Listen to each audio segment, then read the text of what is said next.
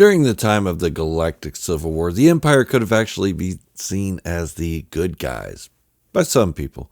I'm not talking about the stormtroopers, imperial officers, or the bounty hunters and scoundrels in the Star Wars universe that had an accord with the Palpatine-led regime. I'm talking about average citizens, and some of those may have even seen the Empire as just tolerable. Was the Empire actually good, and the Rebel Alliance actually bad, from another point of view? As Princess Leia watches through the view screen, she sees her beloved planet of Alderaan. Darth Vader stands behind her with one hand on her shoulder. He almost seemed like a father comforting his daughter in this moment. But no, he's holding on to her to remind her who is in control. Grand Moff Tarkin asks her repeatedly where the Rebel base is located. She refuses at first, but as she realizes what this space station is capable of, as it focuses on her home, she names a planet, Dantooine. Tarkin seems satisfied at the moment. You see, Lord Vader, she can be reasonable. Then a bombshell hits the captive princess when Tarkin tells Control, you may fire when ready. Leia tries to retaliate, but is held in place by the mechanical hand of Darth Vader. Princess Leia then watches as everything she grew up with is decimated right in front of her. Her family, her friends, those she grew up with, gone in a green flash. But what if this was not the act of the entire Empire, but rather one man doing what he thought necessary to help the Empire achieve its goals of galactic peace? Today I'll be hitting on a topic that is very touchy in the Star Wars fandom, a topic that doesn't seem to have a lot of gray area. But I've asked myself where the gray area can exist.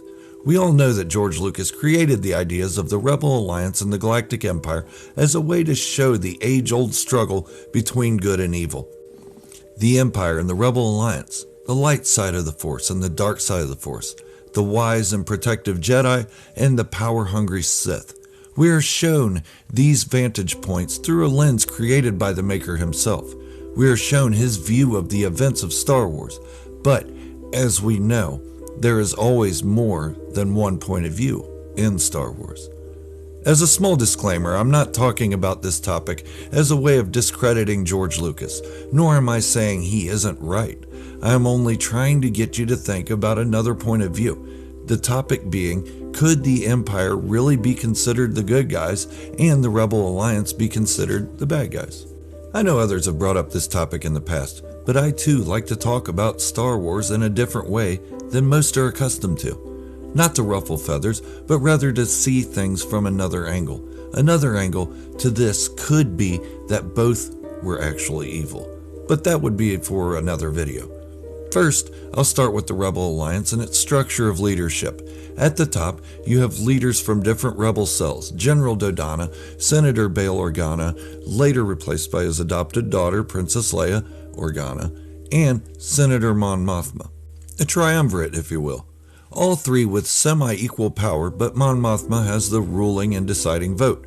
Beneath them, you have various admirals and generals, lower officers, then the common foot soldiers and pilots. A very militarized structure, not uncommon for freedom fighters of our own world. On the Imperial side, you have Emperor Palpatine with his various aliases, aka the Emperor, aka Darth Sidious, and so on. Below him, you have Darth Vader, the strong arm of the Emperor. Grand Vizier Mas Amedda, the face of the Empire, only a figurehead. Grand Moff Tarkin, the only Imperial officer to hold Grand Moff title. Other various Moffs and governors, then the military structure of admirals, generals, lower officers, foot soldiers, and pilots. Below them are citizens. I include the citizens and their independent ruling bodies because they are part of the Empire. This is also a basic structure for a party holding leadership. When we compare these two structures, it's easy to say that the Empire has a dictator, and that makes them not a governance of the people. But let's look at the deleted scene from Revenge of the Sith when the Rebel Alliance was conceived. Mon Mothma, Bail Organa, Padme Amidala, and other various senators discuss how the Republic is falling into the hands of a power-hungry dictator. Yes, these are elected officials, elected to these positions by the people of their own planetary systems, just as Palpatine was elected by his own home of Naboo. Yet we see no sign that anyone has elected these individuals to lead a rebellion, a war, in the middle of a war that's already existing. In fact, the Empire hasn't taken over at this point, and Supreme Chancellor Palpatine's intentions haven't been made publicly known. All they really know is that he has power because there is a war going on, but that power was voted to him by the Senate. Of course, we as viewers know Palpatine's intentions are to hold on to the power that was granted to him by the Senate, because we know the outcome, what's going to happen later on in the next 3 films. In fact, it was an overwhelming democracy that bestowed these powers upon Palpatine, just as it was an overwhelming democracy that put Palpatine in the office of Supreme Chancellor. But where is the democracy asking for a rebellion against something that hasn't happened yet? There is none. These leaders took it upon themselves to start this chain of leadership, which is the first act of treason and a notion of war, dividing the galaxy once again, just moments before it's going to be brought back together for the first time in many years. Is that enough to say the Empire is actually good, though? No, not even close, but it makes you scratch your head a bit, doesn't it? Let's move on to the Jedi versus the Sith. I'm sure you already know where this is going. The Jedi took infants from their parents to raise them as monks. Most had no choice. They were seen as Force sensitives and brought into the Jedi Temple on Coruscant to learn how to be emotionless, loveless, but peacekeepers.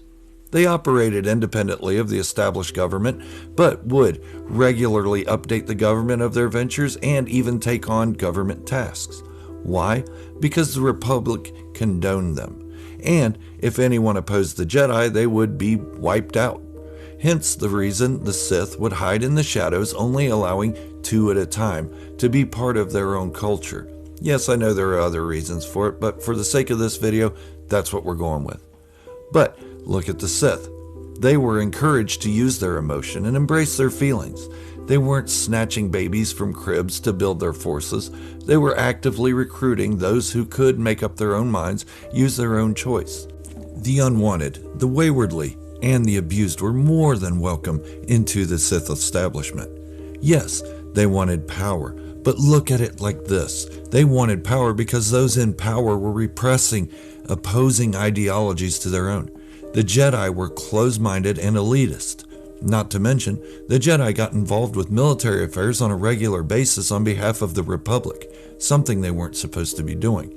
They were supposed to be middlemen for the people, not warriors, protectors of the citizens, not generals.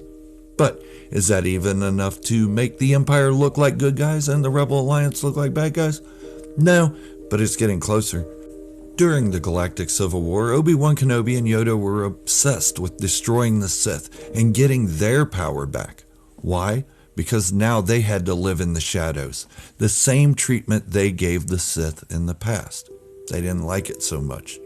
But the Empire is still bad in the eyes of the viewer because they wiped out the Jedi, for the most part at least, and held the galaxy under that tight grip. But look at its successes. For one, it kept criminal elements at bay, and it was highly monitored and regulated. But when the Empire fell apart, we see a lot of the planetary systems fall into disarray and crime becomes huge. In the Mandalorian series, it shows a lot of these systems. The Empire understood that the galaxy was too big to maintain on its own. But if they seemed like enough of a threat to the crime syndicates, the crime syndicates would keep themselves in line. Case in point, during the Empire era, how many huts did we see outside the Outer Rim? Not many. Now let's go back to the opening scene I talked about. How I talked about Leia watching as her planet was destroyed.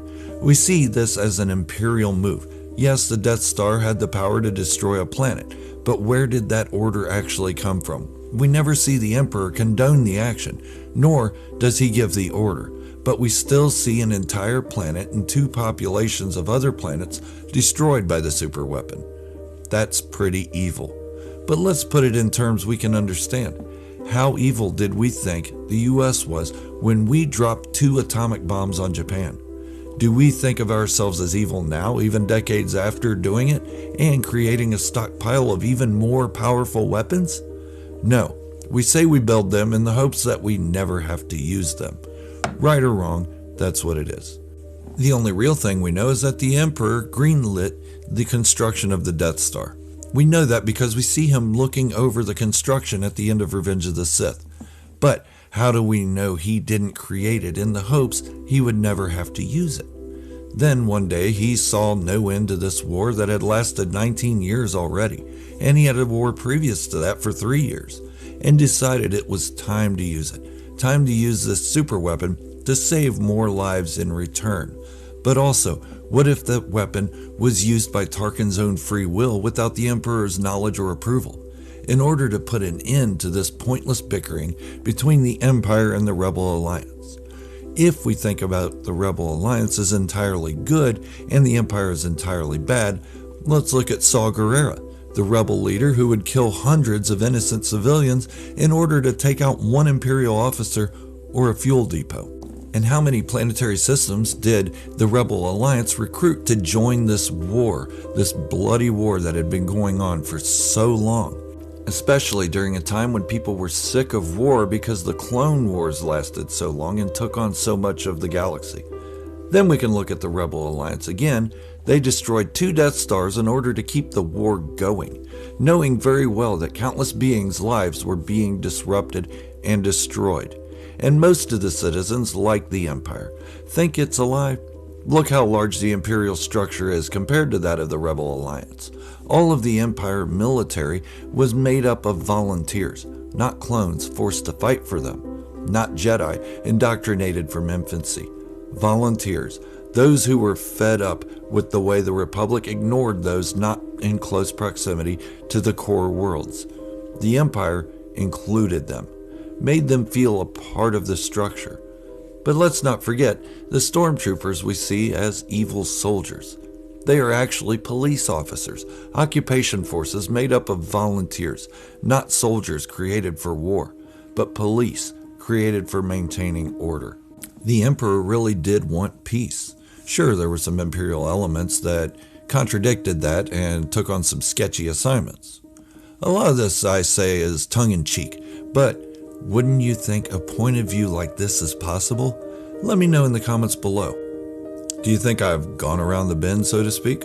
Or does it make sense? We all see things from our own point of view, in our own world. Why not change it up a bit in Star Wars as well, instead of accepting the point of view we are forced into? I'd love to hear from you in the comments, even if it's an opposing view.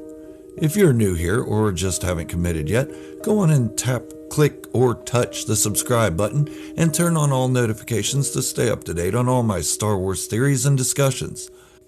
I see that about 80% of you who watch my videos aren't yet subscribed, so go on and do the right thing, because this makes Star Wars fanatics sad. And while you're at it, give the like button a high five to show your appreciation for the hard work I put into this video and every video I make. Thank you for watching, and remember, this is the way, the only way.